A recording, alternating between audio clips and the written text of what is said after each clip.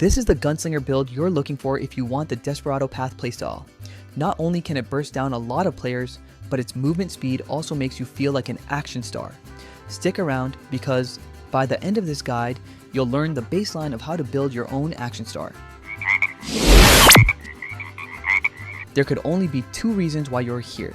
Either you're just curious or you're already bored with other builds. Well, you're in the right place. Here at the Wandering Frog, we find the real fun in gaming. We don't follow the meta or mainstream builds.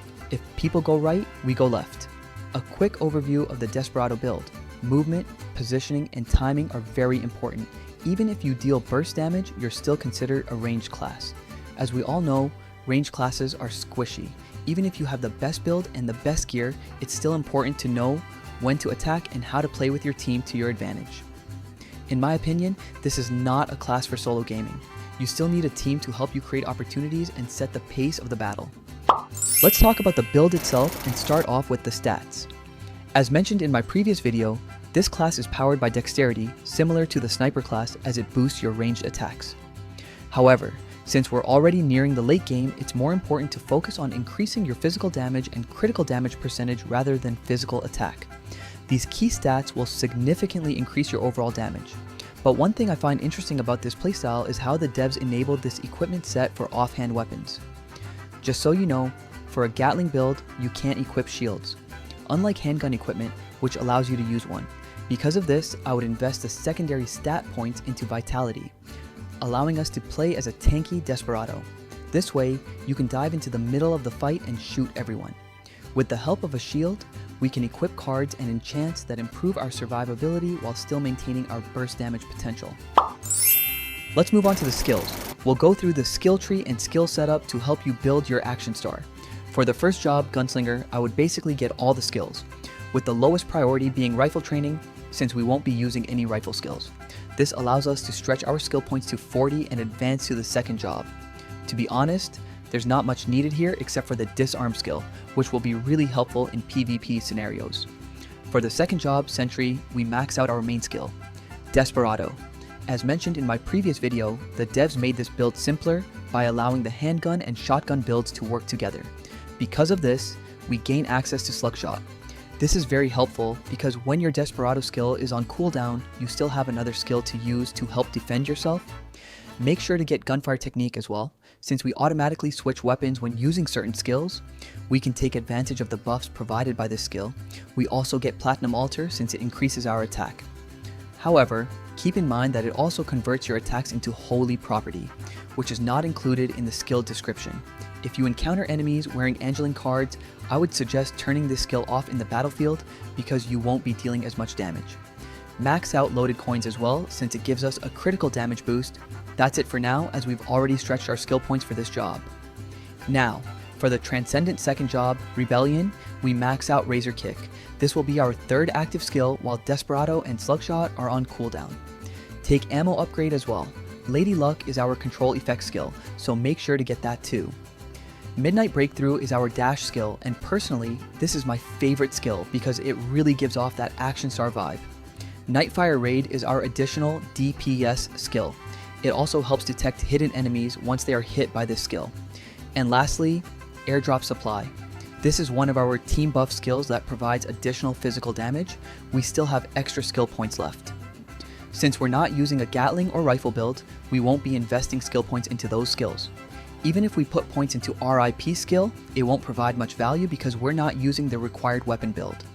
Instead, it's better to put the remaining skill points back into the Sentry job. Get Basic Grenade for extra DPS when everything is on cooldown, and Fragmented Bullet for additional shotgun damage. If you still have remaining skill points, you can put them into Chain Shock for extra utility. Now that we have the skills covered, and I know it can feel overwhelming, I've simplified the skill setup for you. Let's start with the manual skill set. Since this is a Desperado playstyle, we place Desperado in skill slot number 1. We prioritize using it because it has a 4-second cooldown, giving us enough room to rotate our other skills while waiting for it. Next is Slugshot, followed by Razor Kick. I've also added loaded coins and disarm so we can use them whenever needed. For manual skill slot 2, I usually place the buff skills here, Platinum Altar and Madness Canceller, although we don't really use Madness Canceller that much. I might remove that later. For the auto skill set, we want all our attack skills here so we don't miss out on any damage. I've also added the buff skills here as well. However, in the future, we might remove Platinum Altar from the auto setup because it forces our attacks to become holy property, which won't be effective against enemies using Angeling cards. For the gears, it's pretty straightforward. When you open the weapon box, you'll only be presented with two choices. One is for the Desperado build, and the other is for the Gatling build. That said, we'll take the Golden Lux Attaché case. With this weapon set, it basically leaves us with one clear path. The Golden Lux build, which is obviously designed for the Desperado playstyle. Not only that, it also increases the damage of Razor Kick and Slug Shot. For the offhand weapon, Shadow Claws is the way to go because of its added damage reduction against both physical and magical attacks. For the armor, cloak, and boots, we'll go with the White Wing set. We need all the dexterity stats we can get, plus we also benefit from the additional set effect that increases our physical damage. For the accessories, I'm using the Blue Wing Glove for one main reason: global cooldown reduction.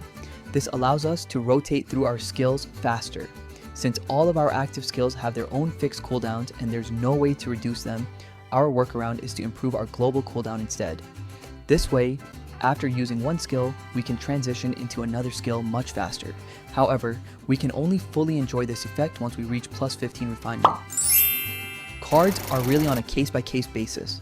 I'm only using what's currently available from my Paladin class, but I've tested these cards in PvP, and I think they work really well for this build. Let me know in the comments what you think. Let's start with the headwear cards. I'm using the Maya Purple card, which I luckily got from the GH event album. This will greatly help us reveal nearby hidden enemies, so I can finally replace the Harong card. I highly recommend getting this as well since it saves an accessory slot that would normally be used for Harong. Next is the Cramp card for additional physical attack. Pretty straightforward. For facewear, we're using the Goblin Leader Puppet 2 for that sweet damage increase against medium-sized enemies, giving us a total of 22% additional damage. For mouthwear, we use the Doppel Puppet 2 for medium-sized enemy resistance. That additional 16% resistance will go a long way in PvP. For the armor, I was also lucky enough to get this from the mini album during the GH event. If you don't have this yet, Cornutus is a good alternative for increased defense. You can also consider the Killer Mantis card for additional damage against attackers through the bleeding status effect. For the weapon, I'm using Squidget cards since I've been using these since my Paladin days. However, I might replace my Skell Worker card soon once I get my hands on Hydra cards. Let me know in the comments what you think about my weapon card setup. For the shield, thanks to the devs for allowing us to equip one. These are the cards I've been using ever since, the Harong and Thara Frog card combo. This gives us a nice balance of physical damage and demi-human damage reduction. Please bear with my card upgrades though. I'm really short on fragments right now.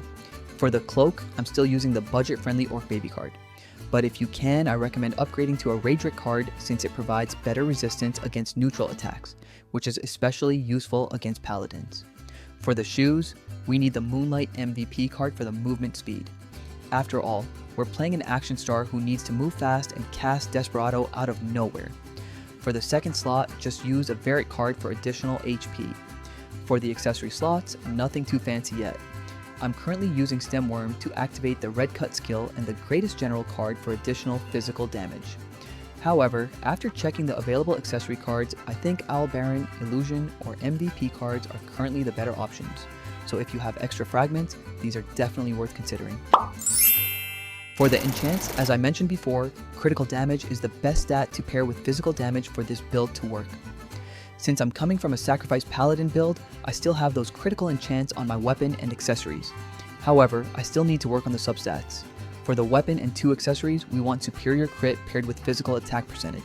This way, we can also increase our overall physical attack. For the offhand, armor, boots, and cloak, I'm going for critical resistance enchants. Although I've tested this setup and we can sustain critical attacks, we sacrificed a lot of physical damage reduction, which made us more vulnerable against Master Smiths. Because of that, I would recommend balancing these stats out. For the shield and boots, we can go for anti-physical damage and hopefully get vitality as the substat. For the armor and cloak, critical resistance is the way to go, with vitality as the preferred substat as well. The reason we invest in vitality is because we need more HP for the Platinum Altar skill, which provides us with a shield based on our HP. For mouthwear and facewear, I would go for increased physical defense with vitality as the substat. For the headwear, we go for PvP technique and hopefully get dexterity as a substat. We'll still adjust our enchants once we have enough Mora budget. The same stats apply to the backwear and costume as well. Now, for the feather setup. If you noticed, we've been pumping vitality from substats and enchants for one main reason. We won't be using vitality virtue feathers. Instead, we need raw defense score with added physical attack as well. Before we head to the exciting part, let me quickly show you how LDCloud helps my alt account catch up. Offline grinding isn't enough because monster research is best done with a full party. As you can see in the background, it's grinding for MR and it has been online this morning through a cloud phone. With LDCloud, it's like having a digital phone to play your favorite mobile games, which is best used for AFK grinding 24/7. It's actually affordable and you can try it almost for free if you use my link in the description. And the best part? They are giving away free credits to access their VIP service for a limited time. Head to the description for more details. If you're coming from a DPS class, there's not much you need to change if you already have the 4 orange attack feathers: Space, Time, Day, and Sky. The only feather you'll replace is the purple one with Glory. This setup prioritizes the Ignore Defense stat provided by the orange feathers. Since Ignore Defense is a very rare stat, we want to maximize it through this feather setup. On top of that, we also gain the Raven's Hour set effect by using 4 orange feathers and 1 purple feather, giving us additional PvP and PvE bonuses. If you're playing a DPS build, prioritize upgrading the tier levels of your attack feathers first.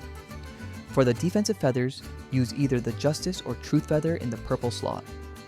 These feathers still provide us with raw physical attack. For the orange feathers, go with Divine, Nature, Light, and Dark. We mainly use the light and dark feathers to complete the set bonus. I would only start upgrading the defensive feather tiers once the attack feathers have reached level 15. Even without that, this setup should already provide decent defensive stats along with solid PvP and PvE bonuses. Let me know in the comments what you think about this build. If you enjoyed the Gunslinger class, I want to know if you'd like to see part 2, where we'll cover the Gatling Fever build. In the meantime, check out the other ways to build your Gunslinger here. Thanks for watching, and don't forget to subscribe for more anti-meta videos.